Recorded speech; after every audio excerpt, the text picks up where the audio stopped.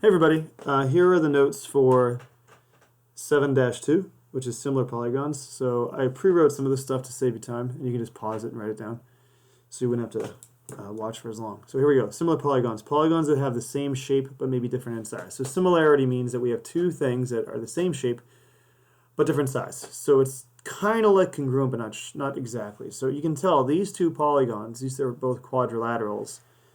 They look like they're the same shape, but they're definitely different size. You can tell that this one is larger than that one, right? And if we were to take the relationship that exists between the sides, you'll notice it's the same ratio. So for example, I'll show you what I mean. So AB matches up with WX. We know this because this has one arc, this has two arcs. This has one arc, this has two arcs. Therefore, AB is similar to WX. So let's do AB over WX. So AB over WX. That's going to be the big one over the small one, right? Or big over small. Okay, that's 15 over 5, which is equal to 3 over 1. Okay, let's do the same thing over here. So AD, so 1 to 4, 1 to 4, right? 18 over 6. Well, 18 over 6 is 3 over 1. Let's do it over here, BC to XY. So 12 over 4. Guess what? That's 3 over 1. And then let's do the same thing here, DC over ZY. 21 over 7, which is 3. You'll notice these all have the same, let me zoom in here a little so you can see a little better. These all have the same relationship because these are similar shapes, all right? They have the same proportionate relationship. Okay, similarity statement. The similarity statement indicates the corresponding angles with two similar polygons. So these are two similar polygons as we just shown. We have to write a similarity statement. So we're going to go ahead and start with, we're going to count. We're going to go by the number of arcs. So 1, 2, 3, 4. So A, B, C, D. A, B, C, D is similar. Similar is just squiggly. It's a symbol above the equal sign. When it's the upper part of the congruent symbol. W, X, Y, Z. We know the order of the letters just by following the number of arcs, because we know this angle will correspond to that angle, B to X, and so forth and so on. And this is what we can use to say what matches up with what. Just like a congruency statement, actually. Very similar to that. Hope you enjoyed the pun. All right, so corresponding angles and matching angles. The matching angles with similar polygons will have the same measure. The matching sides, however, will not be the same measure. They're not congruent, but they are proportionate, as we showed here. Okay? All right, let's try this. So try your own, use a similarity statement. So let me zoom in here so you can see a little better. In triangle FGH, if triangle FGH is similar to triangle JKL, list all pairs of congruent angles and write a proportion that relates to corresponding sides. Okay, so F to J, so single arc to single arc. G to K, so G will be 2 arcs, K will be 2 arcs, and H to L, so we'll go 3, 1, 2, 3, and then 1, 2, 3. So let's list all the congruent angles. So F to J, so angle F is congruent to angle J. Angle G is congruent to angle K, and angle H is congruent, what am I doing there? Congruent to angle L, okay? Then write a proportion that relates to corresponding sides. Okay, so let's go, all right, so 1 to 2 will be a single tick mark, 1 to 2. 2 to 3 will be 2 tick marks. And then 3 to 1 is 3 tick marks. 1, 2, 3, 1, 2, 3. So we'll do the 1 over the 1. So FG over JK. Yeah, FG over JK. So FG over JK will be equal to, the double one will be GH over LK. And the last one will be FH over LJ. That's it. Okay, let's go ahead and flip the page here. We'll zoom back out a little bit. All right, so again, if these are quadrilaterals, if NPQR is similar to UVST, list all pairs of congruent angles and proportion. Okay, so same exact thing. So N will be single arc, as will U. P will be double arc, as will be V. Q will be triple arc, as will be S. And then the last one, r will be 4. 1, 2, 3, 4, as will be t. 1, 2, 3, 4, hard to fit those. Okay, so let's go ahead and match them up. So n to u, angle n is congruent to angle u. Actually, we can actually just follow this. It tells us right here. P to V.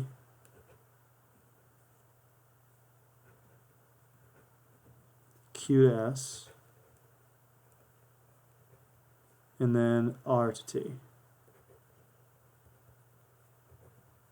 Okay. Now the sides, we're going to do the same thing as before. So 1 to 2 will be a single tick mark right there. P to Q, so 2 to 3 will be double tick mark. So S to V will be double tick mark. So, okay, and then 3 to 4 will be triple. 2, 3, 2, 3. And N to R will be quadruple. 1, 2, 3, 4. Okay, there we go. So the single will be NP over the single, which is VU. The double will be PQ over SV. The triple will be RQ over ST. And the quadruple will be NR over TU. And there we go. Okay, so hopefully that clears that up. Scale factor, ratio that describes the corresponding sides of similar figures. Scale factor is essentially what tells you the relationship. So if you were to look at a model, if you would pick up, like next time you're in like Target or Walmart or whatever, and you go to the hobby section of that store, I don't know, I think they still sell them at those stores, pretty sure they do. They'll sell like model cars or model kits so you can make a plastic model of something. It'll always say the scale factor because that's going to be 1/35th or 1/40th the size of the original figure. And that's a scale factor. It's the same thing. So let's go ahead and check this out. In the diagram below, triangle ABC is similar to triangle XYZ. So this is the larger one, obviously. This is the smaller one. The scale factor of ABC to XYZ is blank. All right, so they give us AB and they give us XY. So AB and XY are the corresponding sides. So we just have to put, it says ABC to XYZ. The first value is going to be the top value. So it's going to be 6 over 3, because that's a smaller, the second value. And that's going to be 2. The scale factor is 2. This is double the size of that. Okay. And then they reverse it. They say the scale factor of XYZ to ABC, we just reverse it. So it'll be 3 over 6 to 1/2. Okay? Because this is 1/2 the size of that. So, okay, let's go to the next page. So, here we go. In the diagram to the right, ABCDF is similar to VWYZ. Okay, find X. So, excuse me. All right, so let's go ahead and see where X is. X is part of FD, which is here. And FD matches up with YZ. Okay. We also have a Y value. That's interesting. Okay, so we're going to go ahead and say DF over YZ. And that's going to be X over 10. What we want to do is find a pair of sides that match up that also have a pair of corresponding sides that both have numerical values. So I see AF, CD have numerical values. I see YW, and we already used this one. So we're going to see which one YW matches up with. So YW is this one right here, which is CD. So see those two letters? We want CD. CD is 9. So we're going to use that one. So again, DF was on top, so we're going to use this one on top. So 9 over, sorry, this is, I should write this down. CD over WY. That's what this is. 9 over 6. So that's going to be our ratio right there we're going to use to solve this. We took the top one. That's going to be the value on top of these ratios. We have to be consistent. So if we use X, which is on the top value here, on the top of our fraction here, our ratio, that means we have to use the 9 on top over here. Otherwise, it won't work. So let's go ahead and cross multiply here.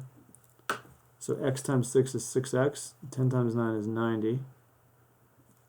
I'm going to go ahead and divide by 6.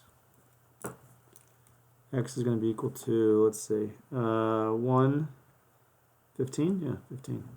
There we go. let's try to find y. So y is zv. So we're going to change it now. We're going to do this one on top, I guess. So zv over, so zv is these two, so that means it'd be these two. So zv over af. So zv is 3y minus 1, and af is 12. Now we know that CD and YW match up, so let's do that. But remember, I put the ZV on top over here, so that means the YW needs to be on top. So 6 on top, so instead of 9 over 6, we're going to use 6 over 9. So that's going to be WY over CD. Okay, now we cross multiply and solve these. So the creation of the proportion is really the part where people make mistakes on this, typically. So 9 times 3y minus 1 and 72. We're going to distribute. So 27y minus 9 equals 72. 27y equals 81. I'm going to rewrite that over here so we have more room. 27y equals 81. We're going to divide by 27. And I think that's actually divisible by 27. I think that's 3. Let's see. Let's just double check that. 81 divided by 27. I think that's 3. It sure is 3. Look at that. All right. So there we go. All right. The scale factor of ACD to DF. So the top one, this one. So this value, ACD.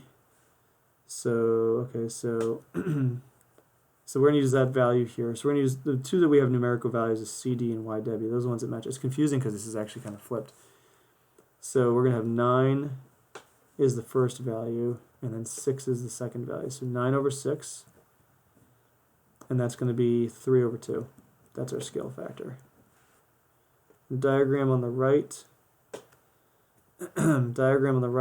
triangle JLM is similar to triangle QST. Find x. Okay, so we're going to use a similarity statement to know what goes where. We can also kind of tell because of the arc markings they used here.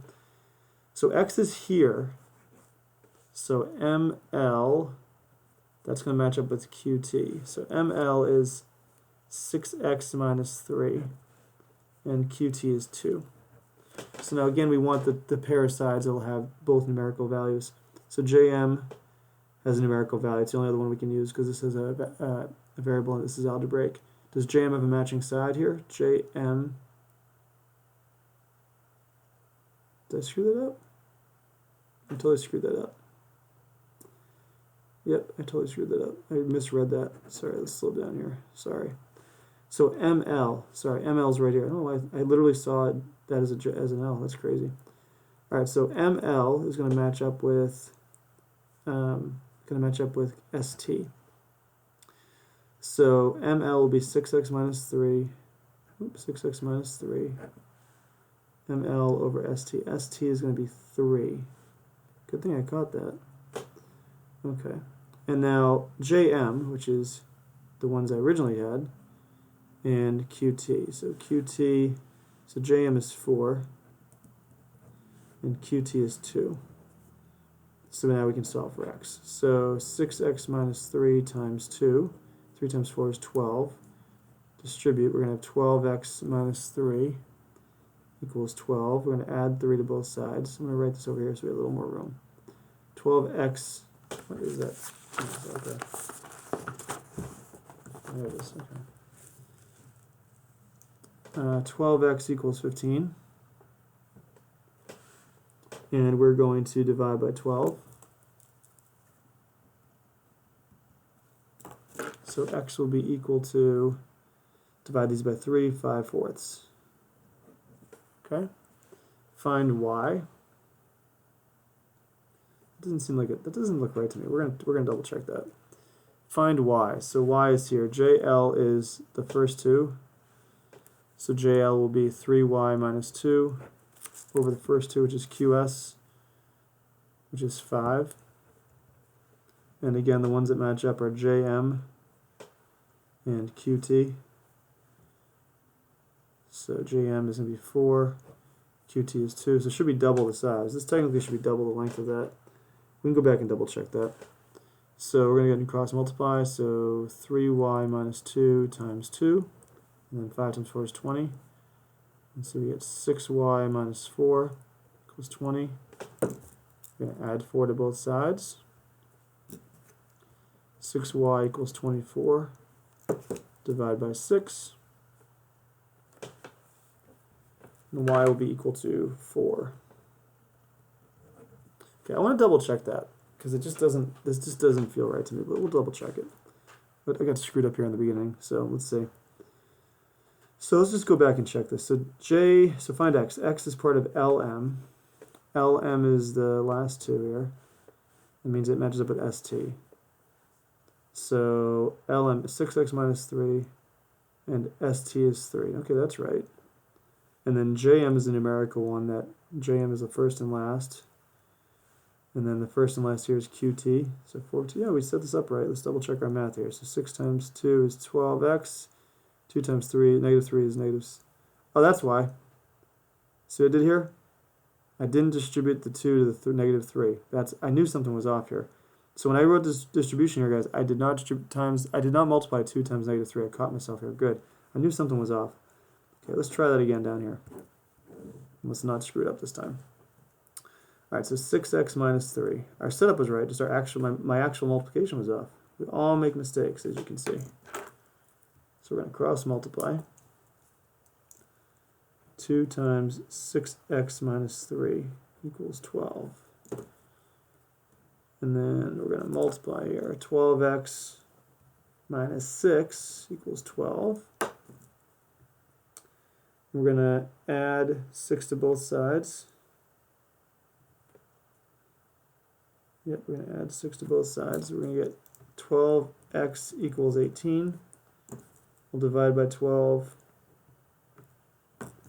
And x is going to be equal to 18 over 12, which is actually x equal to 3 over 2. Okay. Now let's check that. We know that this is supposed to be double the length of the other side. So let's plug this in for x and see if, let's see if LM will be double the length of LM will be double the length of ST. Let's just see if that works, because it should. It should come out to be 6, because if ST is 3, this should be 6. Okay, so 6x minus 3. We're going to do 6 parentheses 3 over 2 minus 3. 6 times 3 is 18 over 2. Minus, what am I doing? 18 over 2 minus 3. And then that's going to be 9 minus 3, which is 6. Yes, so 6 is double 3. Okay, that works. So we just double checked that it did work indeed. We got x is equal to 3 over 2.